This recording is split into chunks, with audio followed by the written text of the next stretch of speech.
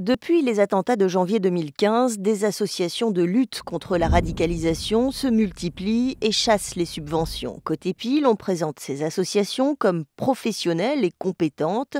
Côté Face, la réalité est parfois différente. Quand je voyais certains articles et que j'entendais certains médias parler de notre structure, tout simplement, moi, je me demandais vraiment si c'était la structure dans laquelle je travaillais. Il y avait moi qui n'avais aucune compétence sur ce sujet-là, et puis psychologue stagiaire qui effectuait son stage de fin d'études. Pour gagner en crédit, des associations vont jusqu'à mettre en avant des partenariats qui n'existent pas. C'est le cas d'Unimed qui a récemment remporté un appel d'offres national.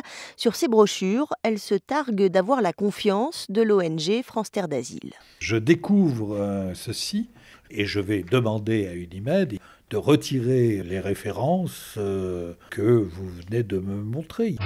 Certaines associations prétendent avoir sauvé des centaines de jeunes en les empêchant de rejoindre Daesh, mais ces résultats sont difficilement vérifiables. C'est extrêmement grave parce qu'on a quand même des jeunes qui sont des bombes ambulantes dans nos rues. Donc il faut pouvoir évaluer la qualité des programmes et l'impact qu'ils vont avoir sur ces jeunes. Et ça, c'est complètement défaillant pour l'instant.